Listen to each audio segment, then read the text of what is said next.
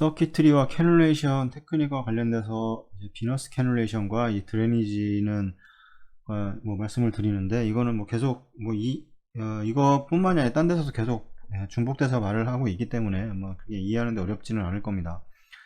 상당히 제일 중요한 게 이제 캐뉼레이션 중에서 이제 뭐 아티리얼 캐뉼레이션과 이제 비너스 캐뉼레이션 뭐 바이카발로 하든 아니면 뭐 싱글로 하든 아니면 투 스테이지로 하든 간에 이 드레인 자체가 상당히 중요합니다. 드레인이 중요하니까 이제 뭐 VABD라는 뭐 여러 가지 기법도 나오게 되는 거고, 비너스 드레이니지에 대한 어떤 뭐 원리를 말씀을 드리면, 뭐 비너스 드레이니지는 이제 보통은 이제 중력이라고 하면 테이블에 누워 있는 환자의 이제 높이와 뭐 심장이 있으면 심장이 아래에 들어가 있다 그러면 여기에 리저버가 있습니다. 이렇게 리저버가 있고 펌프가 들어가고 이제 옥시네이터를 통과해서 아티리얼 필터를 통과해서 이제 환자한테 이렇게 들어갈 텐데, 낙차는 어디냐면 보통 리저버를 여기라고 연결되는 이 부분이라고 낙차라고 생각을 하시는데, 리저버는 여기서 끝나는 게 아니고 여기서 길게 더 이 밑에까지 내려오게 됩니다. 이런 관이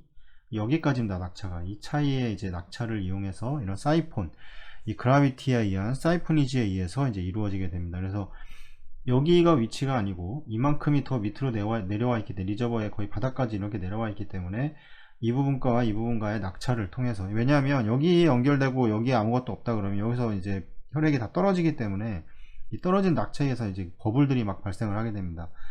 그래서 그 버블들을 방지하기 위해서 이 관이 여기까지 밑에까지 내려와서 이제 그 버블을 발생시키지 않도록, 또 이렇게 리저버에서 내려와서 이 부분에는 이런 식으로 피가 와서 이런 식으로 넘칠 수 있도록 이렇게 만들어져 있습니다. 그래서 여기서 연결돼서 끝이 아니라 여기까지가 낙차라는 거예요. 이 환자의 심장과.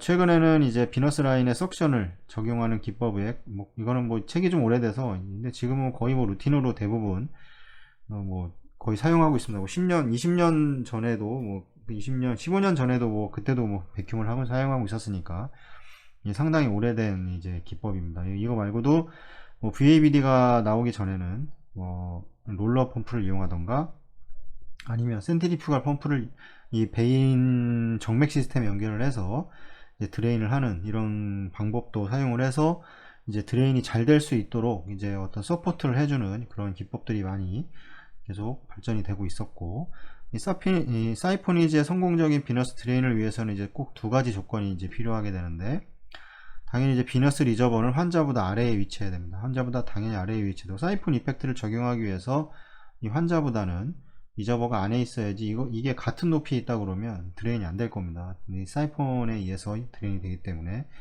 라인은 반드시 블러드나 아니면 플루이드로 채워져야 됩니다. 이게 에어락이라고 형성이 되는데, 이게 공기가 계속해서 나오다 보면 이 사이폰 이펙트에서 이 공기에 의해서 이 락이 되는 이런 이제 그런 증상이 발생하는데, 이건 에어락이라고 얘기하는데, 이 에어락이 되면서 드레인 자체가 줄어들게 됩니다. 그러면 이제 리저버의 볼륨이 급속도로 이제 줄어들게 되고, 그럼 이 에어락을 어떻게든 해결을 해 줘야 됩니다.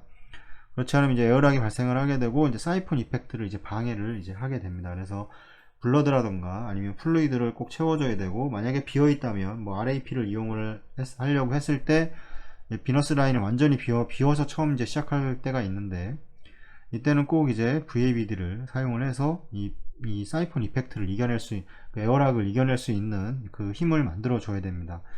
이 비너스 드레니지의 양은 이제 센트럴 베인의 압력, 그 센트럴 베인이 만약에 CBP가 높다 그러면 드레인 자체는 더 많이 될 겁니다. 왜냐하면 CBP가 높기 때문에 캐뉼레이션을 적용을 하면 이 빠져나오려고 하는 이 RA에서 빠져나오려고 밀어내는 그 압력이 높기 때문에 드레인이 이제 많이 되게 되는 거고, 많이 될 수가 있는 거고, 이게 높으면 높을수록. 그 다음에 CBP가 높다고 하는 거는 결국에 이제 전체 환자의 이 체액량이 증가한다는 겁니다. 이 전체 체액량은 어떻게 나누냐면, 이 세포외와 ECF라고 하는데, 세포외와 이제 ICF로 보통 이렇게 나눠지게 되는데, 이 ECF 중에서 혈관과 이제 간질구역으로 또 나눠지게 됩니다. 그래서 이 혈관과 간질구역, 이 전체적으로 이제 체액량이 많다는 거기 때문에, 이 CBP가 높다는 거는 결국에 이 혈관 안에 볼륨이 많다는 거는 이 서브스티셜 에도 볼륨이 많다는 것과 동일합니다. 그래서 환자가 이제 CBP가 높아진 거는 볼륨량이 전체적으로 증가했다는 소리인 거고,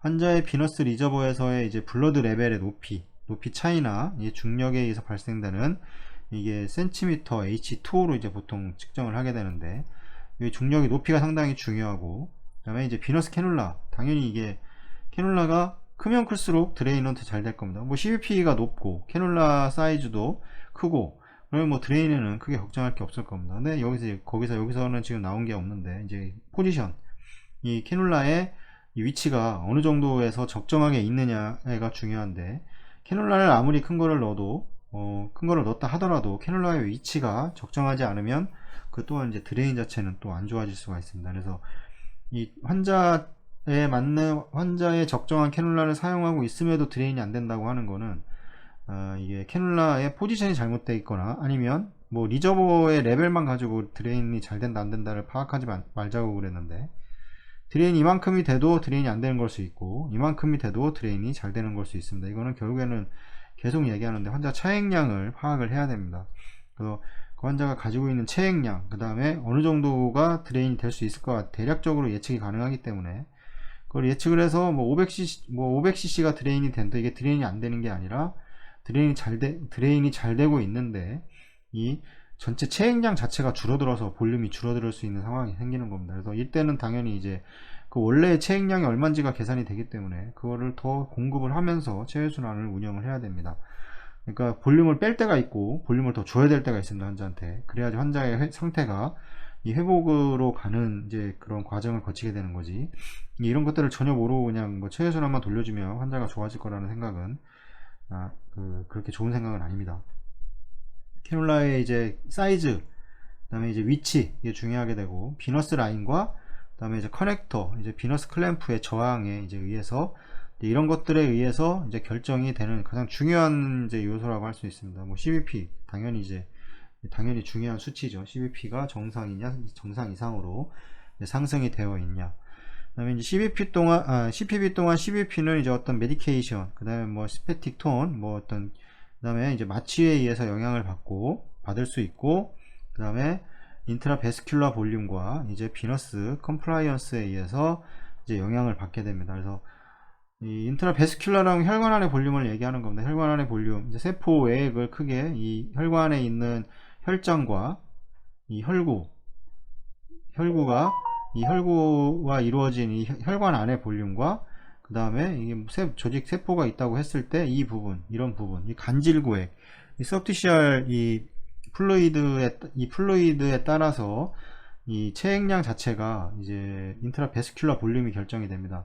이 부분의 볼륨이 이 부분을 다 빠져나가서 없을 수도 있습니다. 특히 에크모 환자들 캐놀라이션을 하고 에크모를 운영을 하게 되면 처음에는 그 이제 비너스 채터링이라고 보통 얘기하는데, 드레인이 잘 안됩니다. 채터링이 일어나면서. 그건 이제 RA에 보통 캐놀라가 들어가 있게 되는데, 이 RA 캐놀라가 드레인이 안 된다는 건 이 RA가 컬랩스가 되어 있어서 계속 이제 조직이 붙었다 떨어졌다면서 이 이제 채터링을 일으키게 되는데, 이때 이제 뭐 노멀 셀라인을 준다거나 이러면 안 됩니다. 환자가 이제 이미 환자는 많은 물이 들어가 있고 상당히 전체 체액량은 늘어나 있는 상태입니다. 단지 인트라베스큘라에 볼륨이 없는 것 뿐입니다. 그러면 이거를 땡겨 와야 되는데, 이 이제 서브티샬에서 혈관 쪽으로 땡겨 와서 이 플로우가 잘 돌아갈 수 있도록 만들어줘야 되는데, 이제 그런 것들을 이제 이 체계나 여러 가지 이런 그 체액량을 보면서 결정을 해서, 일단 그 에크모라는 거는 만약에 BA를 했을 때, BA 바이패스를 했을 때, 이거는 결국에는 이 심장이 거의 기능이 없는 상태에서는 플로우가 충분히 많이 돌아줘야 됩니다. 완전 엠프티 상태로 만들어줄 수 있으면 제일 좋은데, 그러기 위해서는 이 혈관 안의 볼륨이 충분히 순환이 잘 돼야 되는 거고, 그때는 이제 뭐 캐놀라의 위치라던가 이런 것들이, 특히 이제 인트라베스큘라 볼륨과 이런 비너스 컴플라이언스에 의해서 이제 영향을 받게 됩니다. 당연히 혈압이 너무 약을 많이 써서 이 뭐 네피네프린이라던가 이런 약을 너무 많이 써서 이 셧다운을 시켜버리면 이 오히려 또 드레인도 잘 안 됩니다. 그래서 이 어떤 체외순환 과정이라던가 이런 경우에는 드레인을 충분히 시키기 위해서는 이제 혈압도 좀 이제 이런 네피네프린에 의한 이 바소 톤이 너무 이제 컬랩스 되어 있거나 이런 경우에는 이거를 풀어줄 수 있도록 이제 계속 그런 것도 생각을 해서 운영을 해야 됩니다. 뭐 이제 지나친 드레인, 이제 이럴 때는 이제 그라비티가 이제 너무 심하거나 아니면 석션에 의해서 이제 과도한 음압이 이제 발생을 했을 때는 이 드레인 되는 양이 이제 그 들어가는 양보다 이제 많아지게 되는데, 이게 지나친 드레인이나 이런 게 이제 이 컴플리언트 베인 월을 이제 비너스 캐놀라 엔드홀에 의해서 이제 컬랩스 되는데, 엔드홀이 이렇게 있으면 이 부분이 조직이 이제 이게 붙었다 떨어졌다 하면서 이 라인이 탁탁 튄다고 그러는데, 이게 채터링이라고 그러는데, 라인이 탁탁 떨리는 현상, 이런 것들이 그 조직이 이제 떨어졌다 붙었다 이제 하면서 이런 네거티브가 걸리기 때문에 그렇습니다. 왜냐하면 바로 이제 이 센트리퓨가리 회전을 하면서 이 라인 자체를 네거티브로 만들어 버리기 때문에, 이 부분이 정상적으로 RA가 볼륨이 계속 들어온다면 그런 증상이 없는데, 이게 홀쭉해지는 겁니다. 이렇게 볼륨이 없어서 계속 이제 여기에 붙었다 떨어졌다 엔드홀에. 그래서 이제 비너스 캐놀라의 경우에는 엔드홀도 있지만 이 사이드홀이 많은 게 더 훨씬 더 좋습니다. 이게 드레인 면에서는.